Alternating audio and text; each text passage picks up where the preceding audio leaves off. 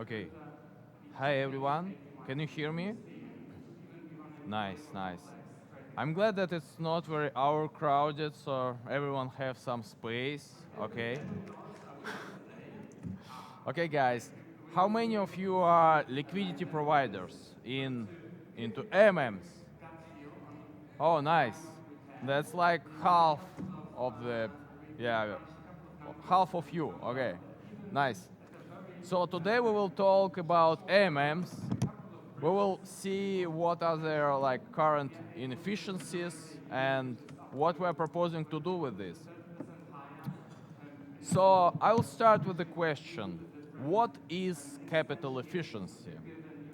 So yeah, there are like a plenty of different research papers which are trying to measure capital efficiency and compare capital efficiency of different liquidity providing solutions, automated market makers. So I saw it's something like volumes per capital which AMM can attract. But on the other side, some papers claim this is a fees which can you attract per capital, or maybe yield, or maybe some other things which they measure capital efficiency. So reading some papers, I came up to conclusion that I do not understand what is capital efficiency for real. So, okay, I tried to take a look from the other side. What inefficiencies we can find in existing AMM models and how we can address them. So, the very first inefficiency which we tried to measure was how much of AMM capital is being utilized for real for trading. And we found out that these numbers is amount of liquidity which was never leaving pools for 90% of time during this year. This means that only 5% of Uniswap 2 liquidity was participated in actual trading.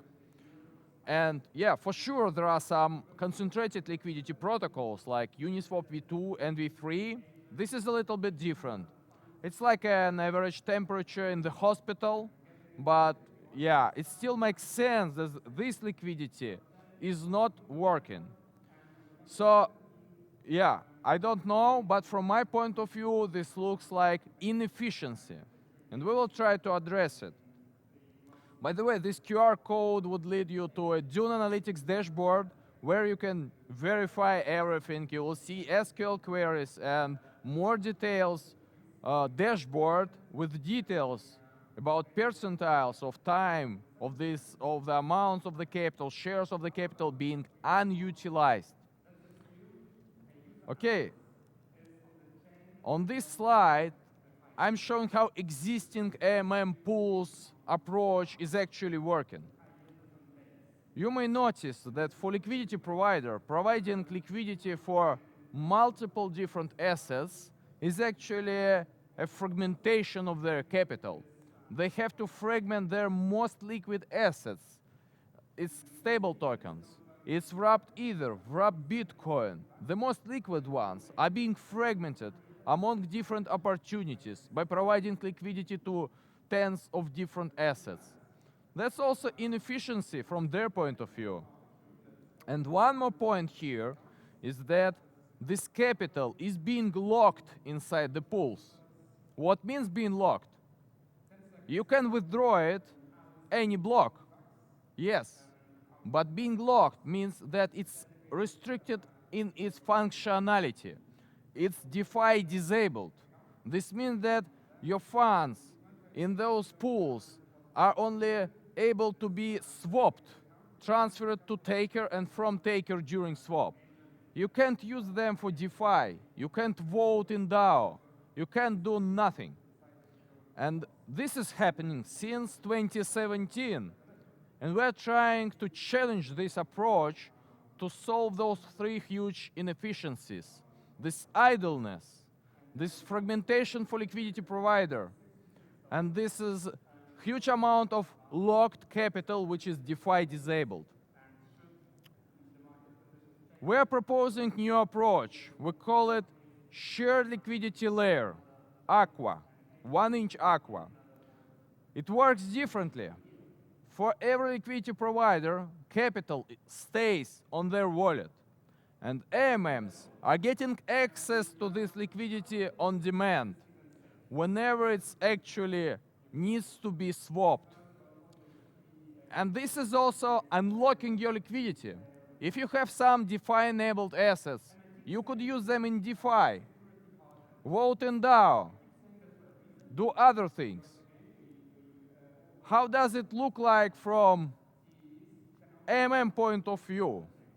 Whenever taker is coming to AMM for a swap, AMM is getting virtual balances from Aqua and using those balances to compute swap amounts.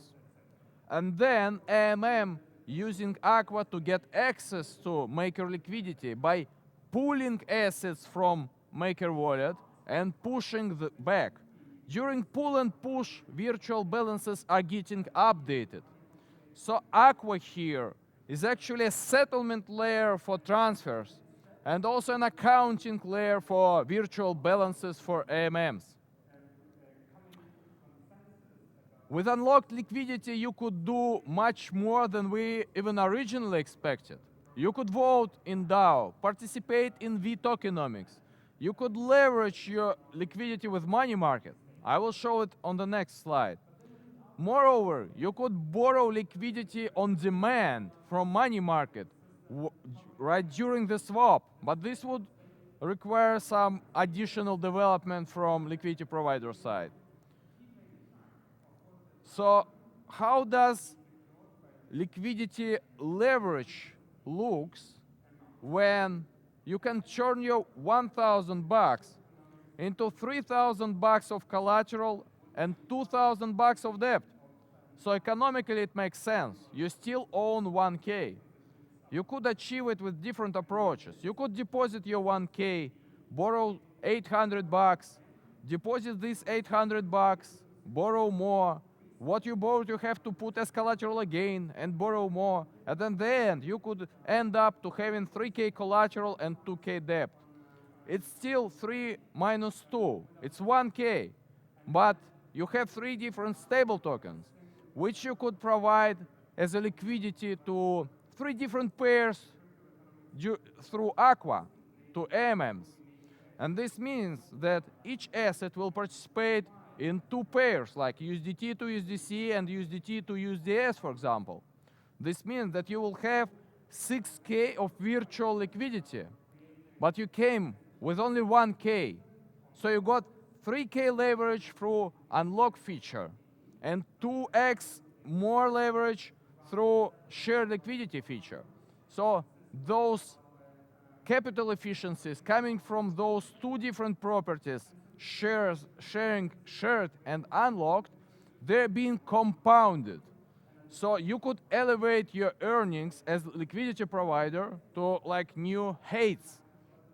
And you don't need to have any support from Aqua point of view. You just can open Aave, make this leverage, then open Aqua and make it work as a shared liquidity. The only thing which needs to be supported here from AMM side is that it should rather push first and pull second.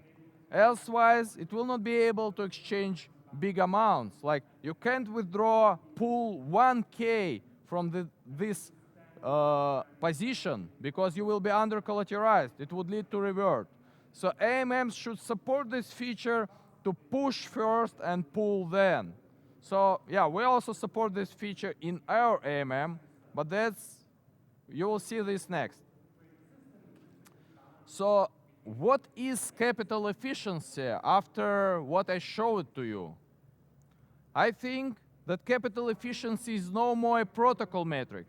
It's metric of liquidity provider efforts and risk appetite. The more you work, the more you get, the more leverage you could have.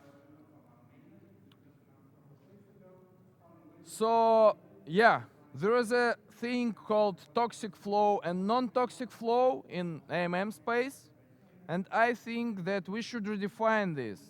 with a new thing which I call fair volumes and unfair volumes.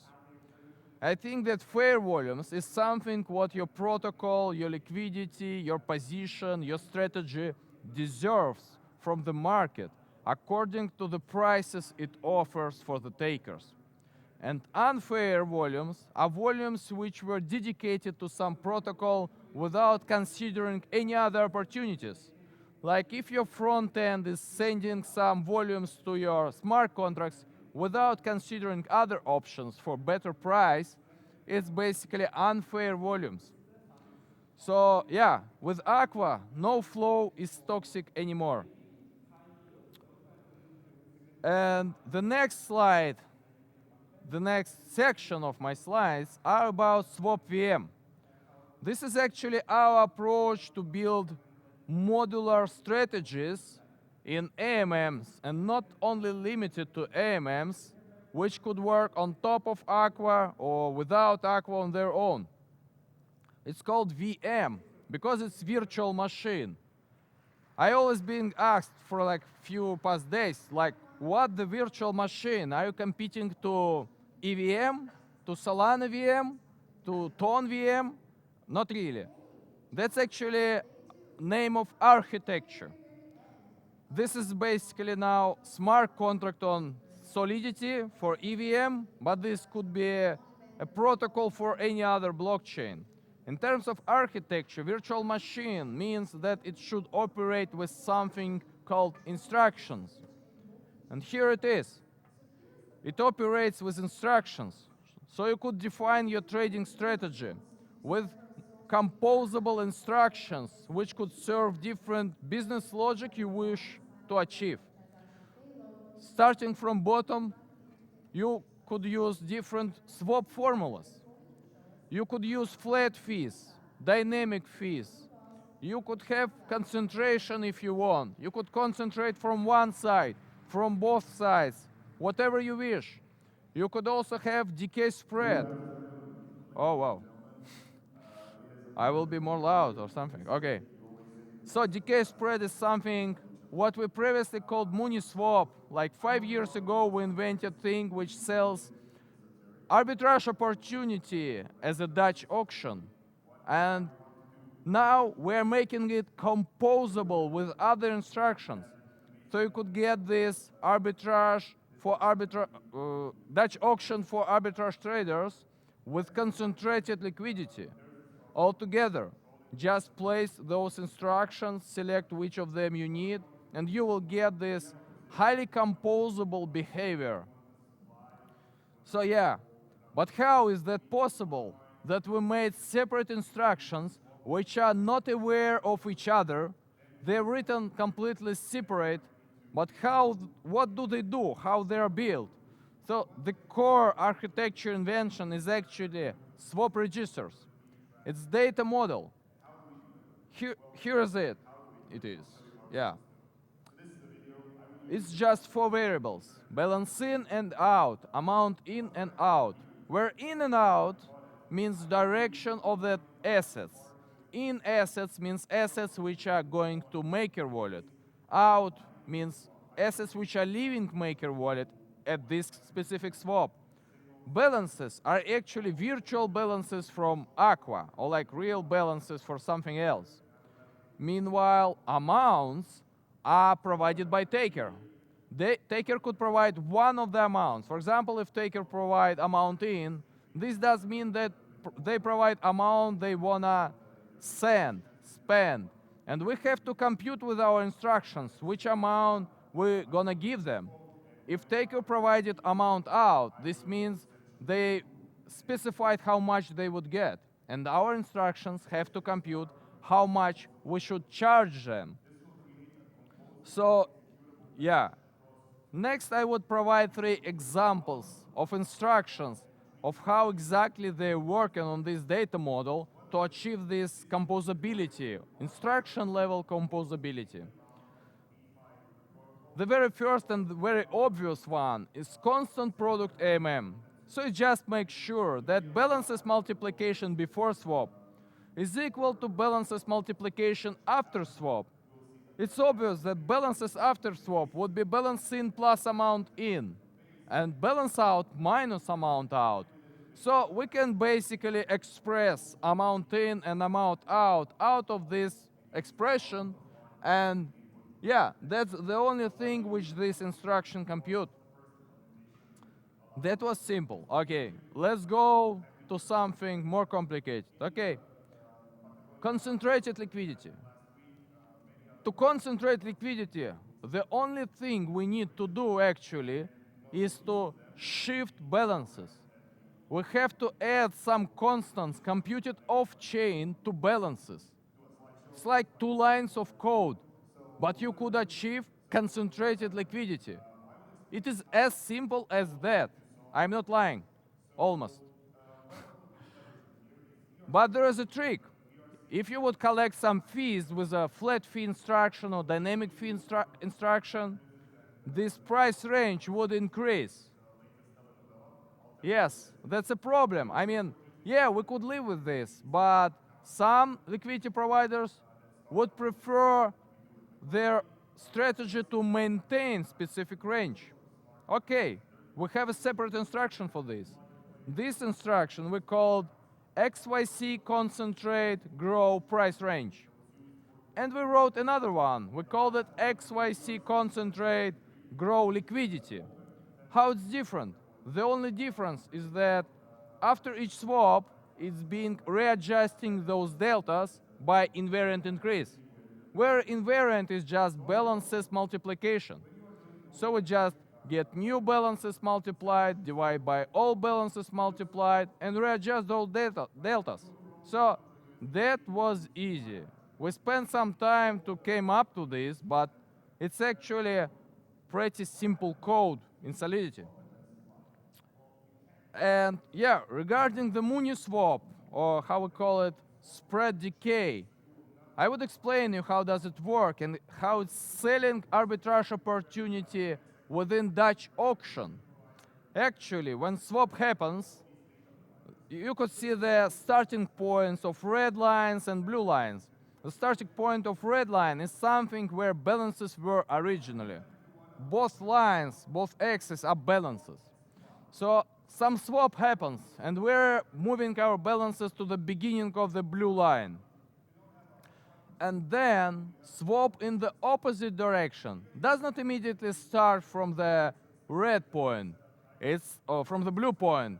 It still starts from the red point, from the origin. But we have like a conception of virtual balances, which are just starting linearly move from red point to blue point. You will see it's like a straight line here. And at some point, arbitrage is happening. And you could see it's like a line swap on this invariant curve. And you could see that real balances are following the same curve because it's balance change during swap. For virtual balances and real balances, it's the same. And then virtual balances again start decaying to real balances. And again, arbitrage opportunity happens. This happens multiple times until your real balances will meet virtual balances. And why we built this? We built this 5 years ago. And now we're imagining how we can achieve the same within instructions of this swap VM. So the only thing we have to do here is actually to make it feel like when we swap in back direction, we are pretending that previous swap, never happened yet, or never happened fully. So it's being applied gradually, changing balances. And that's kind of Dutch auction, which lets liquidity provider to capture most of the value. When we had running this as a Mooniswap project 5 years ago, we made some measurements and we saw that arbitrage traders start to earn 10 times less. But they still do their function. They do rebalance the pool. Meanwhile, liquidity providers started to earn 2 times more. This actually means that liquidity providers and arbitrage traders, they usually earn comparable amounts of money. So yeah, This is one of the efficient mechanisms to capture value in favor of liquidity provider. And when we try to fit it into our instruction model of swap VM, it's just changing balances like this, increasing one of the balances and decreasing another balance to pretend previous swap not happened fully yet, and it's decaying over time. So this instruction is like 20, 30 lines of code, but it's like structured with the library a little bit. So yeah, if you would consider development of own AMM, you would usually want to implement some novel swap logic, some swap mechanism, some innovative idea. But to implement it, you have to deal with all those things.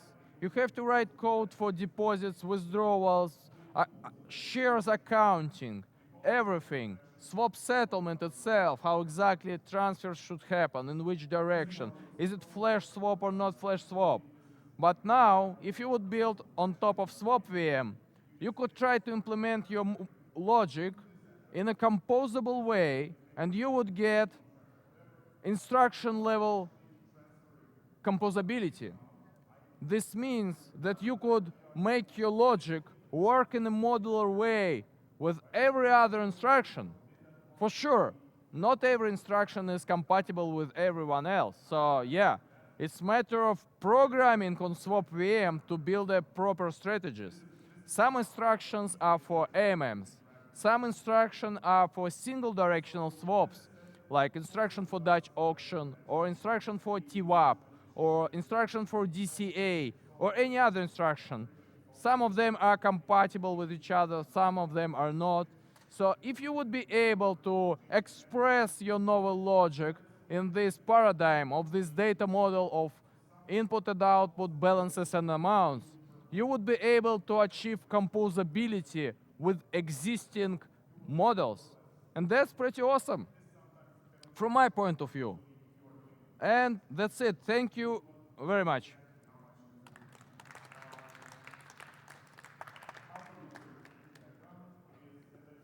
I think we have time to answer questions. Any questions?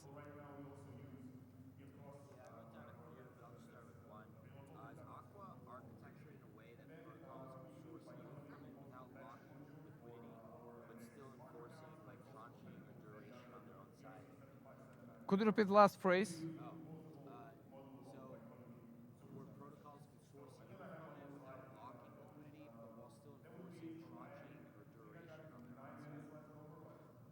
Yeah, I would explain. 1 second. As far as I understood the question, because I can't hear really well, and I was told to not leave this perimeter. Yeah, it could end up that during the swap, virtual balances are fine, and some swap amounts are being computed, but at the end, maker does not have these amounts on their wallets. That's what you asked. Yeah, that's correct.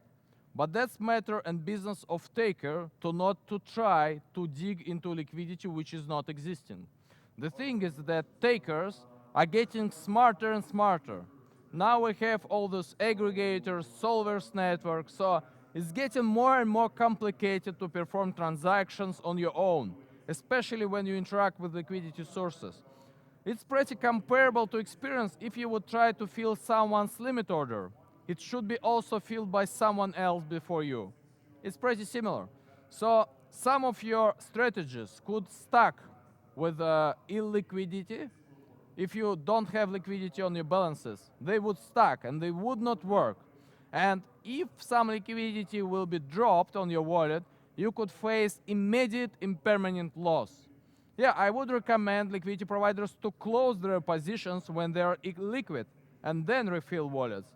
But even if they have not closed them and they faced impermanent loss, it's still not a showstopper. I mean, it's impermanent.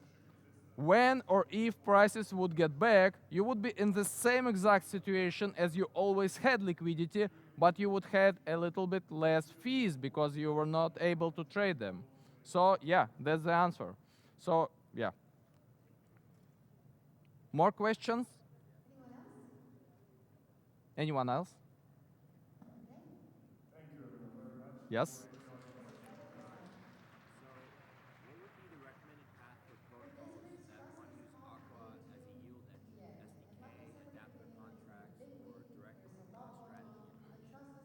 Yeah, I would recommend to check out Aqua's source code.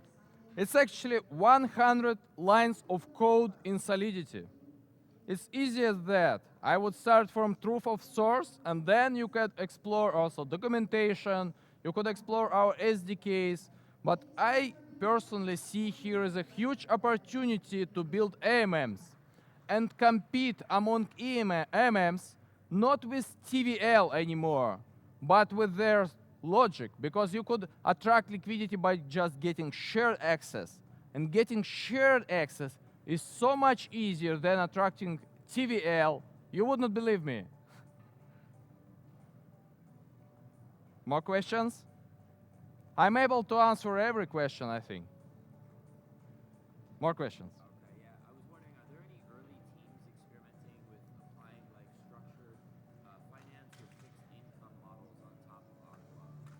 Yeah, we just announced it a few days ago, like 2 days ago. It's super new. And I'm getting now a lot of feedback for people who are into AMM space. It's not that much people, actually. I would say it's like 2,000 of engineers who are understanding this thing in like different levels of this understanding. And I think this is a huge opportunity. We would have bounties on the hackathon for builders to try to build anything on top of it. I mean, we do not understand yet what's possible when your finance are on your wallet and which protocols they could interact to. This feature of funds being unlocked from the pools is actually very powerful. And I think it's under-investigated, under-explored. And this is a huge opportunity for everyone to try to build something on top. We introduced, this is like a clean architecture distinction between layer providing shared access and between our own approach to AMM to be the best AMM. I don't see any way for us to be the best AMM. We see that there will be hundreds or thousands of different AMMs approaching these market inefficiencies differently. So yeah, I would welcome everyone to explore possibilities and build on top. This layer is permissionless for both liquidity providers and AMM builders.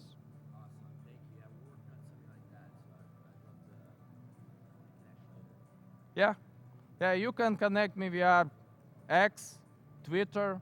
Yeah, I would reply. I have some slides there in threads, so yeah. Especially for those who came a little bit late, yeah. We also have my workshop on YouTube, and we have new recording, I think. Okay, thank you very much, guys.